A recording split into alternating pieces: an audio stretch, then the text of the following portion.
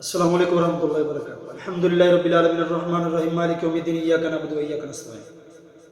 حضرت سامعین ناظرین بھائی نے سوال کیا ہے کہ جو آدمی جان بوجھ کر روزہ نہ رکھے تو اس کا فدیہ جو ہے وہ ایک مسکین کو کھانا کھلا دینا یہ کس حد تک صحیح ہے؟ حضرت سامعین ناظرین اللہ رب العالمین نے قرآن حکیم کے اندر ارشاد فرمایا کتب علیکم الصیام کما کتب علی الذین من قبلکم لعلکم تتقون۔ اللہ رب العالمین فرماتے ہیں کہ روزے رمضان کے تم پر فرض کیے گئے ہیں، یہ ایسے ہی فرض کیے گئے ہیں جیسے پہلے امتوں پر پہلے لوگوں پر روزے فرض کیے گئے تھے۔ اب اس کے فرض کرنے کا مقصد کیا ہے؟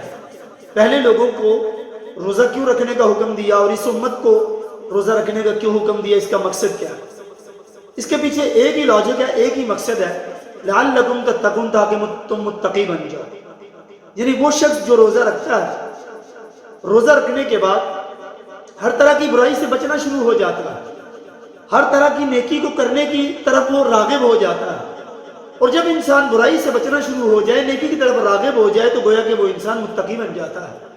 اور روزہ کا حکم بھی اسی لیے دیا کہ انسان روزہ رکھ کر انسان متقی بنتا ہے۔ متقی کیا ہے کہ انسان ہر طرح کی برائی سے، گناہ سے بچنے کی کوشش کرتا ہے اور انسان اس گناہ سے بچتا ہے، وگرنہ انسان کا یہ روزہ رکھنا کسی کام کا نہیں ہوتا۔ اگر انسان روزہ بھی رکھ رہا ہے اور ساتھ گناہ بھی کر رہا ہے، روزہ بھی رکھ رہا ہے نماز بھی نہیں پڑھ رہا، ہمارے اکثر ایسے ہی ہوتے ہیں، روزہ رکھا جاتا ہے لیکن اس کے ساتھ ڈرامے، فلمیں، گانے، میوزک وغیرہ ہر چیز چل رہی ہوتی ہے۔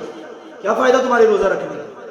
سارا دن بھوکے پیاسے بھی رہے، بھوک بھی برداشت کی، پیاس بھی برداشت کی، سارا دن صبح سے لے کر شام تک سارا کچھ ضائع، کوئی فائدہ نہیں اس کا۔ گویا کہ روزہ جو ہے وہ انسان کو برائی سے بچنے کی تلقین کرتا ہے، روزے کا مقصد یہ ہے۔ اور جب میں روزہ بھی رکھ رہا ہوں، سارا دن بھوکا پیاسا بھی رہتا ہوں اور گناہ بھی کیے جا رہا ہوں، اور اس کے ساتھ ساتھ نیکی کی کام بھی نہیں کر رہا، نماز نہیں پڑھ رہا، جو فرائض کے زمرے میں ہمارے پاس ہے، فرائض کے زمرے میں آ کے سوئے رہتے ہیں، جی کوئی بات نہیں، خیر ہے، چلو برائی تو نہیں کر رہے۔ نمازوں کا اہتمام بھی ضروری ہے اور گناہوں سے بچنا بھی ضروری ہے۔ نماز تو ویسے بھی فرض ہے، رمضان کا مہینہ ہو یا غیر رمضان ہی کیوں نہ ہو، تو برائی سے بچنا بھی ضروری ہے، رمضان کا مہینہ ہو یا غیر رمضان ہی کیوں نہ ہو۔ تو رہی بات روزہ رکھ کر اگر انسان گناہ کرتا ہے، روزہ رکھ کر اگر انسان نماز نہیں پڑھتا، تو گویا کہ اس کو روزے کا ثواب نہیں ہو رہا، وہ اس کا بھوک اور پیاس برداشت کرنا اس طرح سے۔ اب رہی بات یہ کہ وہ جو آیت ہے سورۃ بقرہ کے اندر آیت نمبر 184 کہ روزہ رکھو، اور روزہ رکھ کر، جیسے کہ حضرت معاذ بن جبل رضی اللہ تعالیٰ عنہ فرماتے ہیں کہ جب یہ آیت نازل ہوئی، روزہ نہیں رکھتا، صاحب استطاعت ہے، طاقت رکھتا ہے، روزہ نہیں رکھتا، بس وہ ایک مسکین کو کھانا کھلا دے، یہ اس کے لیے کافی ہے۔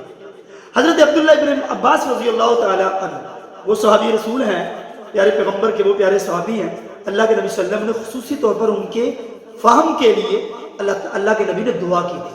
حضرت عبداللہ ابن مسعود رضی اللہ تعالیٰ عنہ وہ فرماتے ہیں کہ اصل میں یہ ابتدائی زمانے کی بات تھی، روزہ نہ رکھتا، صاحب استطاعت ہوتا، روزہ نہ رکھتا، بس وہ ایک مسکین کو کھانا کھلا دیتا، اس کے لیے کافی ہوتا۔ اس حدیث کی صحیح تفسیر بخاری التفسیر اور حدیث نمبر 4505 فرماتے ہیں حضرت عبداللہ ابن عباس رضی اللہ تعالی عنہ کہ یہ رخصت صرف اور صرف ان لوگوں کے لیے ہے جو بوڑھے ہیں، جو بوڑھے ہیں، اور جو عورتیں ایسی ہیں جو بوڑھی ہو چکی ہیں، یعنی جو روزہ رکھنے کی طاقت نہیں رکھتے، ان کو اس چیز کی رعایت ہے، اس کے علاوہ کسی آدمی کو رعایت نہیں۔ ایک تندرست توانا آدمی ہے، فار ایگزامپل کوئی ایک آدمی کوئی بیماری نہیں، کوئی شرعی عذر نہیں، بس وہ روزہ نہیں رکھ رہا ہے کہ مسکین کو کھانا کھلا دے، یہ احکام ان کے لیے نہیں، یہ احکام ان کے لیے ہیں۔